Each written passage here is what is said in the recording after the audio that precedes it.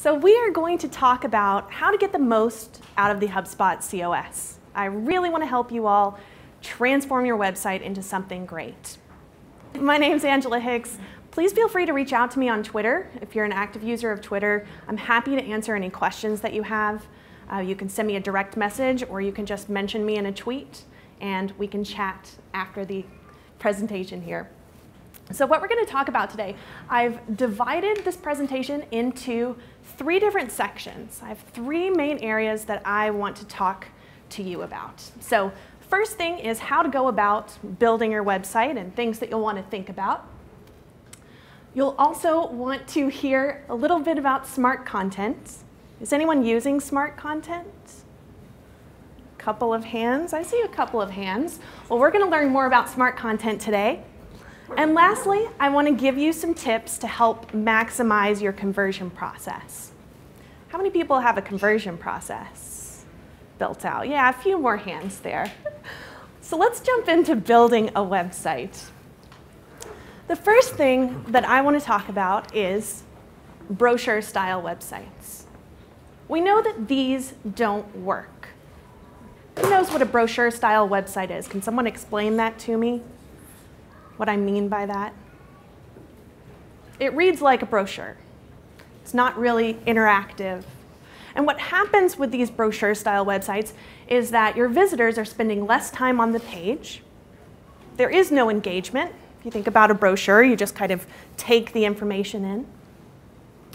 And you also have higher bounce rates and exit rates. So people are bouncing, they're visiting your website and leaving right away. And those exit rates are higher as well. So you can think about your website as kind of a handshake.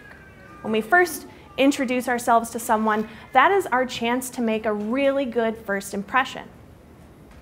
So treat your website this way when you're building it out. How do you capture someone's attention? How do you make your site recognizable? Visual appeal.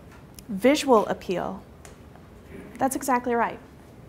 So we do need to captivate our visitors. The easiest way to accomplish this is defining your goal. So I teach a lot of classes in the HubSpot Academy, and I talk about this in the Site Pages class. But you really need to decide what you're trying to achieve on each and every page.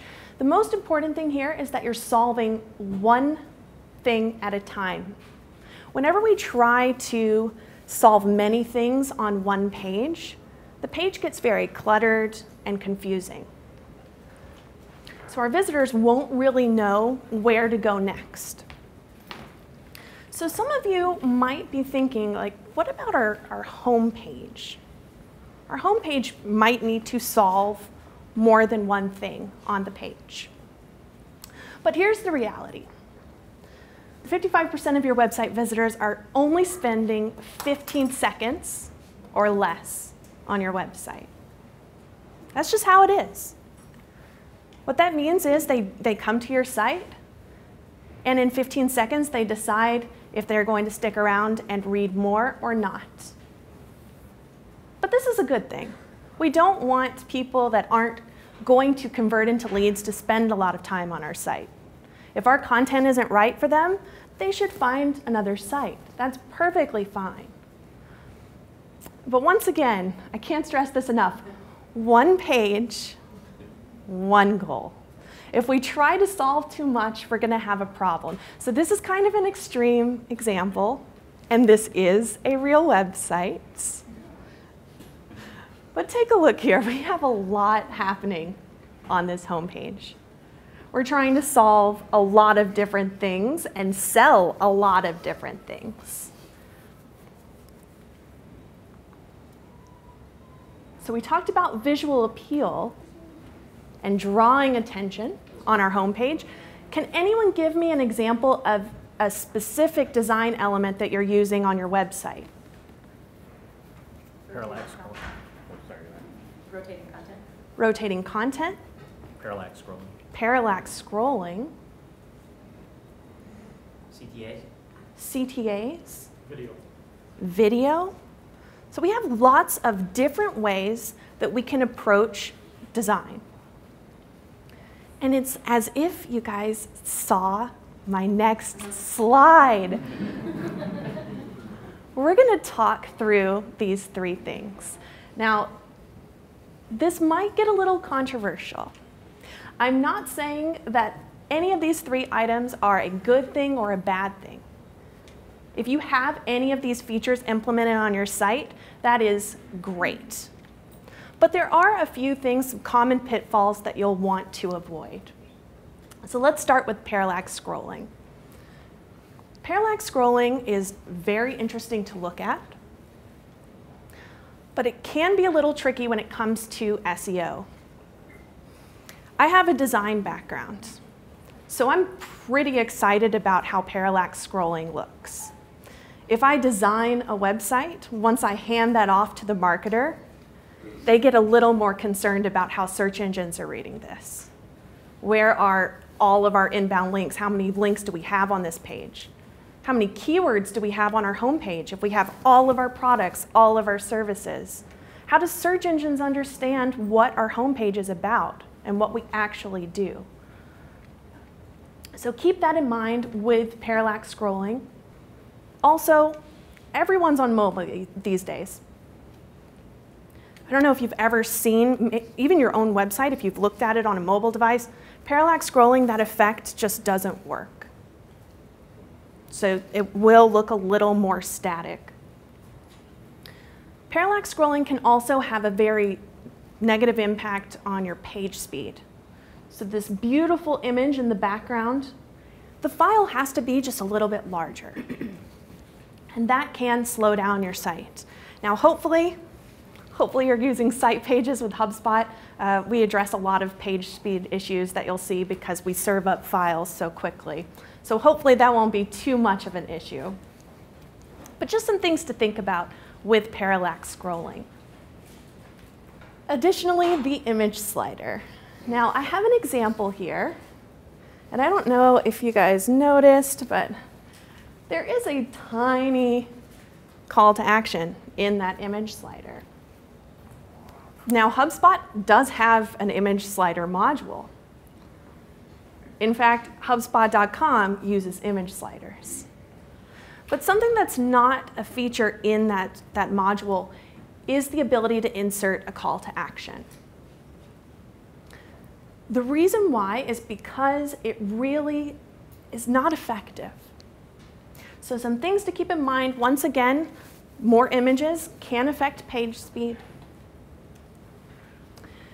It also does not work well on mobile. If you have a designer that's comfortable with media queries, I've seen plenty of designers actually just hide the image slider. So for those that visit on a mobile device, you hide that.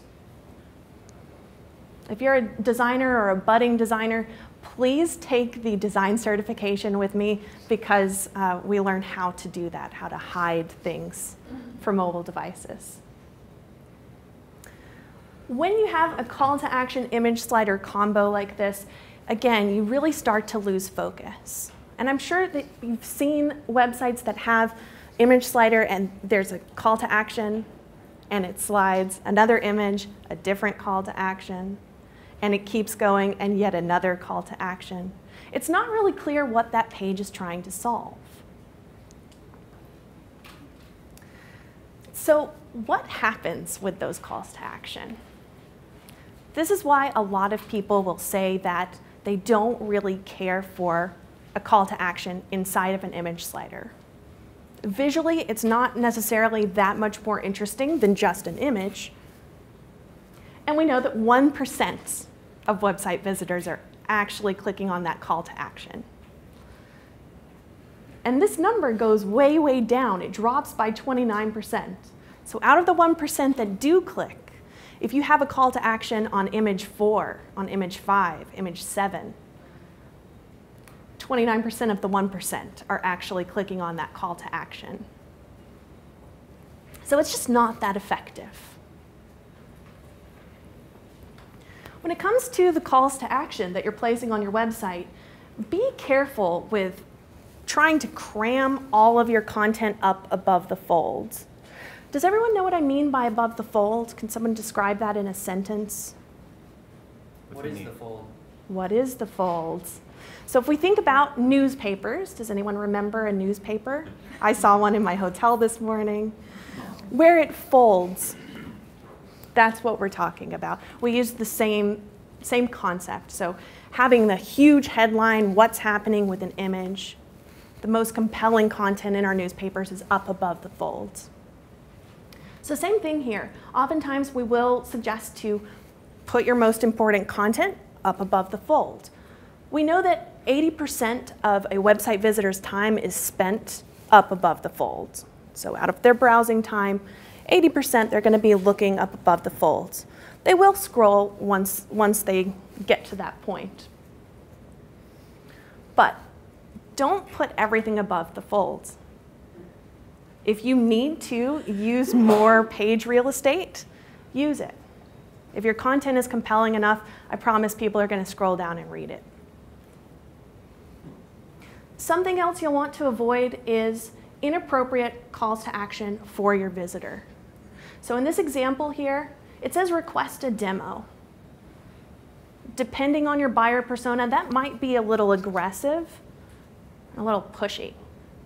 I don't even know what you guys do. Why do I want to request a demo? I need way more information before I'm ready for that. We're going to talk a little more about how to solve this particular issue. Before this section, these are your key takeaways. So really just try to solve one goal per page. Consider your SEO and mobile experience, really think that through. And forget about the folds. Don't worry about trying to get all of that content at the top.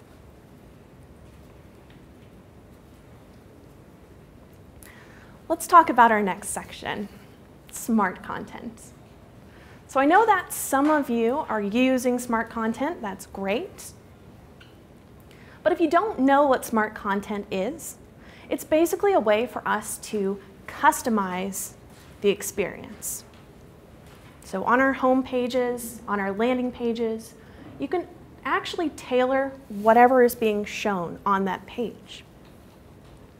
So this is available, smart content is available to professional and enterprise HubSpot users. So if you're on basic, you wouldn't have seen the smart content feature.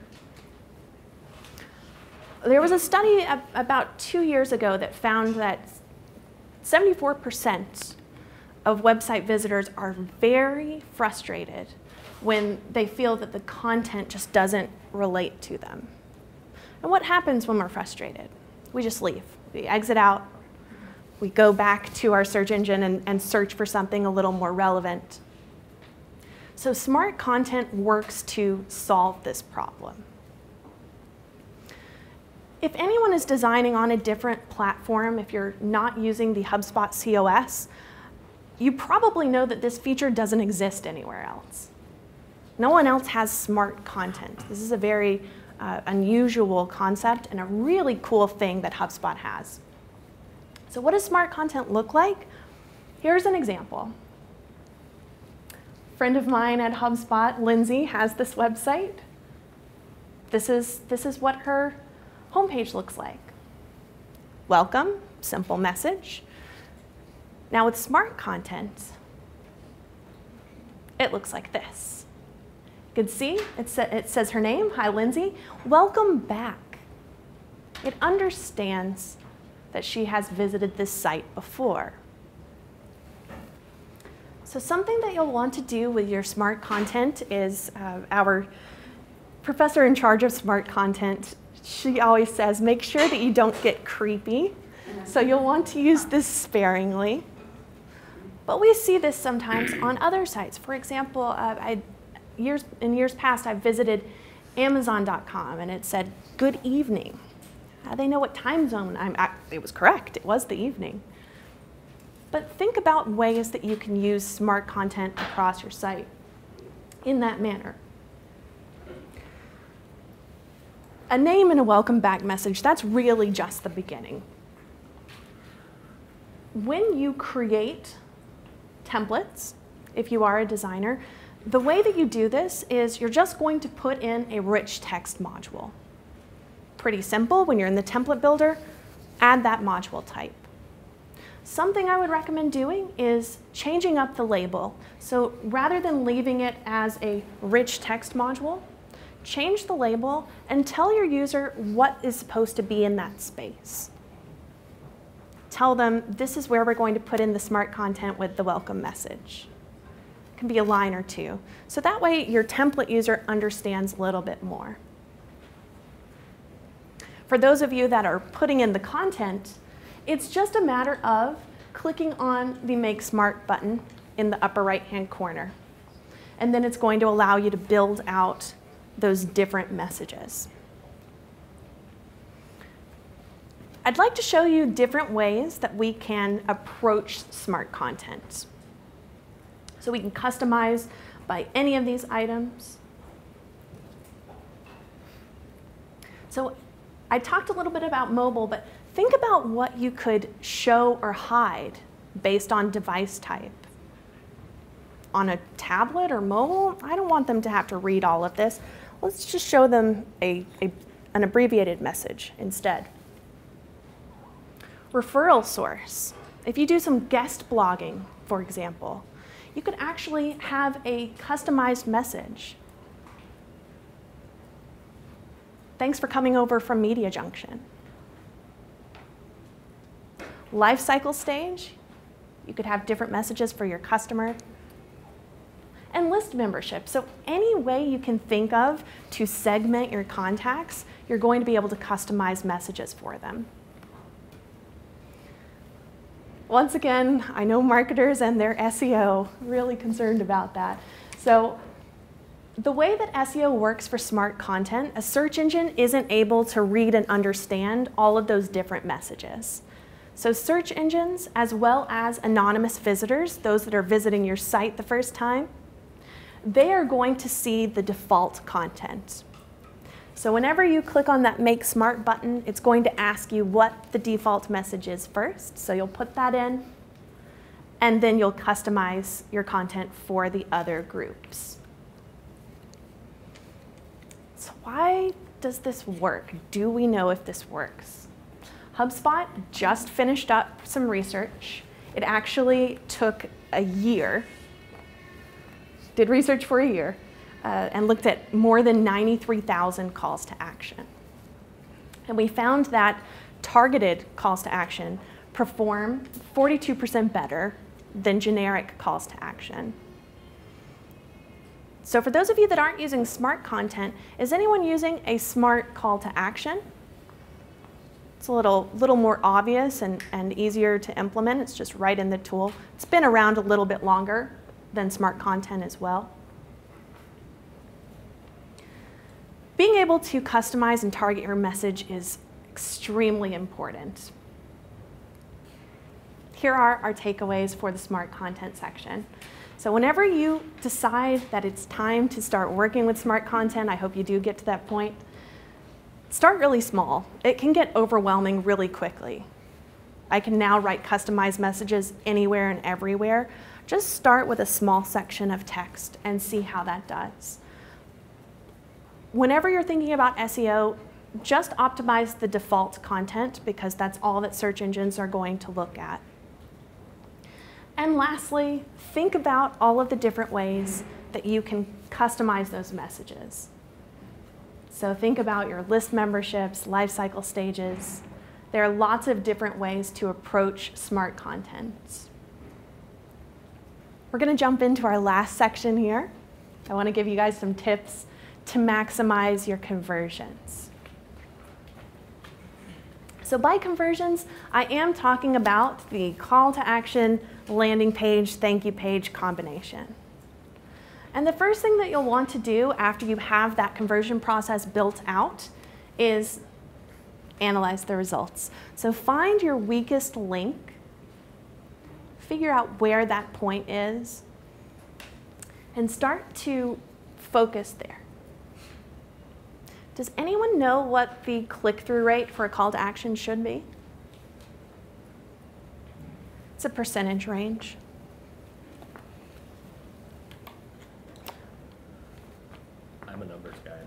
No, not sure. It's 1 to 2%. 1 to 2%. What about submission rates for landing pages? 20. I'm sorry? 20. 20% is correct. So those are our key numbers. When we're talking about calls to action, they're probably also going to exist on your thank you pages. So your thank you page, that's just another place for you to guide your visitor, or your lead in that case, a little bit further along. So hopefully you do have a call to action on your thank you page. Anyway, you'll want to assess the call to action regardless of where it is, if it's on your home page, your thank you page, at the end of a blog post, in an email. Try to assess the CTA out of context. So just visualize for a second, go over to the call to action tool, take a look at it, not on the page, just in the tool itself. Do you understand what the call to action is supposed to do? For example, if it says, download the guide, without any context, you don't really know what that means. And so your visitors probably don't know what that means, therefore they're not clicking on it. So make sure your language is actionable and clear. The next thing that you'll want to look at is the tone. So download the guide, that might not work with my buyer persona. Might need to change the language up a little bit. Lastly, you'll want to think about how the CTA itself is designed. Does the color work with your branding? Is the shape working wherever you've placed it on the page? Does it stand out enough? Have you used images? So think about these things and try to make some changes with your call to action. When it comes to the landing page, though, consider the alignment. So a visitor clicks on the call to action, they're taken to your landing page. Is that language the same? If my call to action says download the free guide and my landing page says get your free offer, those messages are confusing. We don't want to confuse our visitors because they won't convert that way. You'll also want to look at your landing page form length. So if your landing page is not performing as well as you'd like, if it's not hitting that 20% submission rate, look at your form. Are you asking the right questions? Are you asking too many questions?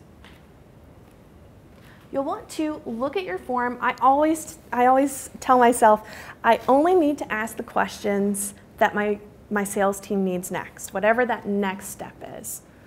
Or if they're not ready for sales, if these leads aren't ready for sales, what questions do I need to nurture them a little bit further? So you don't need all of the possible information on one form. Hopefully your leads will keep coming back to get more and more info.